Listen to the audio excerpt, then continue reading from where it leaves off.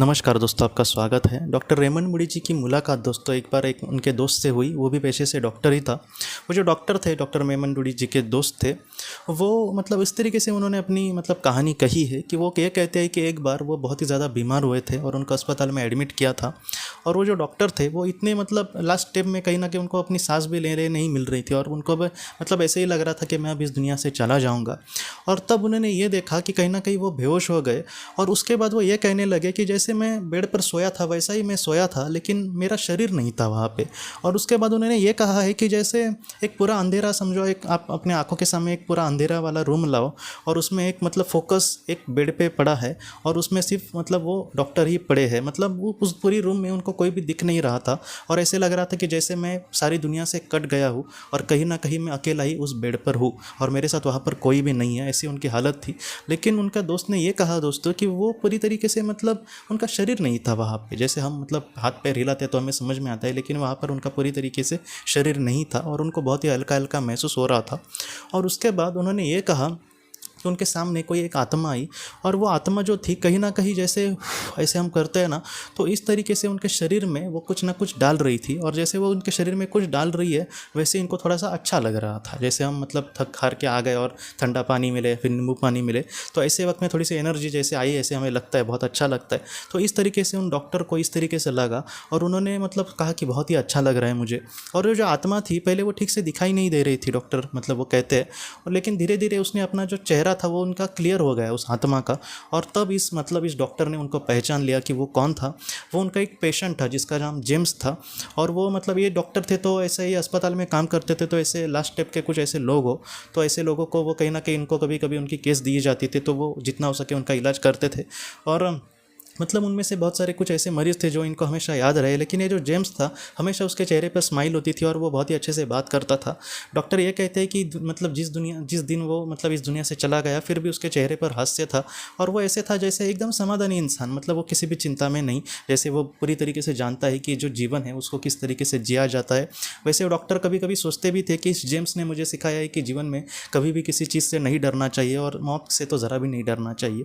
तो इस तरीके से कहीं ना कहीं आज वो जेम्स वहाँ पर आया था और वो कहीं ना कहीं उनके शरीर में कुछ एनर्जी डालने की कोशिश कर रहा था। लेकिन डॉक्टर ये कहने लगे कि मुझे समझ नहीं आ रहा था कि आखिर क्या हो रहा है। बाद में इन्होंने जब जेम्स से बात करने की कोशिश करी तब जेम्स ने कहीं ना कहीं इशारे से ये कहा कि फ़िलहाल ये वक्त नहीं है हमारे बातों का, जब वक्त आएगा मैं तुम्हें बहुत सी अच्छे से सारी बातें समझाऊंगा, लेकिन फ़िलहाल आपका वक्त नहीं है इस दुनिया से जाने का। इसलिए मुझे मतलब ये काम दिया गया है कि मैं आपके शरीर में वो सारी चीज़ें डालने की कोशिश करूँ जिसकी आपको शरीर को मतलब अभी ज़रूरत है, इसलिए मैं यहाँ पर आया हूँ और अब मेरा मतलब काम पूरा हो गया है, मैं यहाँ से जा रहा हूँ। आप अपना ख्याल रखना और आप अपना काम बहुत ही अच्छे से इसी तरीके से करते रहना, ईश्वर हमेशा आपके साथ है। तो इस तरीके से जेम्स ने दोस्तों उनको आशीर्वाद दिया और बाद में वो मतलब अपनी दुनिया में चला गया। और डॉक्टर बाद में ये कहते हैं कि उसके जाने के बाद 1-2 सेकंड में सारी चीज़ें फिर से पूर्ववत हो गई। मतलब फिर से उन्होंने अपने सामने बहुत सारे लोगों को यहाँ वहाँ जाते हुए देखा जैसे अस्पताल में चीज़ें होती है। और बाद में डॉक्टर हमसे ये कहते हैं कि वो उन्होंने ये भी मतलब रियलाइज़ किया कि जैसे ऑक्सीजन का मास्क उनके नाक में लगा था वो उन्होंने जब निकाला तब बहुत ही अच्छे से वो मतलब पहले जैसे सांस ले पा रहे थे और अब उनको बहुत ही अच्छा लग रहा था। मतलब कहीं ना कहीं वो अब बीमारी से ठीक हो गए थे और उनको ठीक करने के लिए उनका मतलब एक पहचान की वहाँ पर आत्मा आई थी, वो जेम्स था वो दोस्तों। और उसने बहुत ही अच्छे से मतलब अपना काम किया था और इनको बचाया था।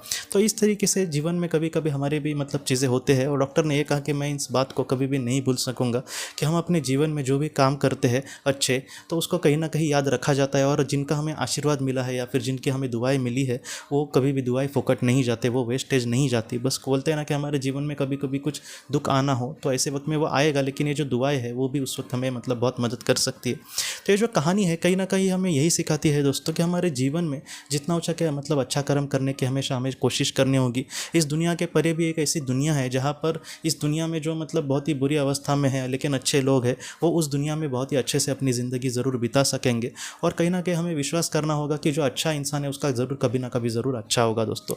तो ये जो कहानी है हमें सबसे बड़ी सीख यही देती है कि अपने जीवन से कभी भी हताश नहीं होना, ईश्वर को कहीं ना कहीं हमें मानने की कोशिश करनी होगी और जितना हो सके दूसरों की खुशियों में हमें मतलब भगवान को देखने की कोशिश करनी होगी। जैसे मैं किसी की मदद करता हूँ और उसके चेहरे पर हंसी आती है, आज अगर वो मुझे दुआएं देता है तो उसी दुआओं में उसी मतलब उसके चेहरे के हंसी में हमें ईश्वर को हमेशा देखने की कोशिश करनी होगी दोस्तों। तो दोस्तों हम अपनी अगली वीडियो में किसी नए विषय को लेकर मिलेंगे, तब तक आप अपना अपने परिवार का ख्याल रखना। आपका बहुत बहुत धन्यवाद।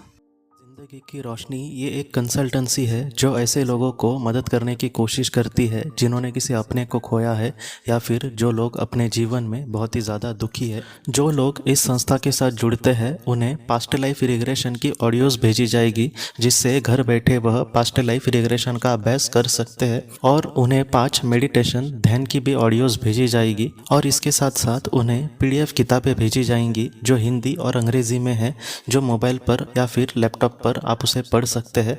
और 10 ऑडियो बुक्स भी आपको भेजी जाएंगी। तो दोस्तों, अगर आप इस संस्था के साथ जुड़ना चाहते हैं तो कृपया इस नंबर पे व्हाट्सएप मैसेज करें। आपका बहुत बहुत धन्यवाद।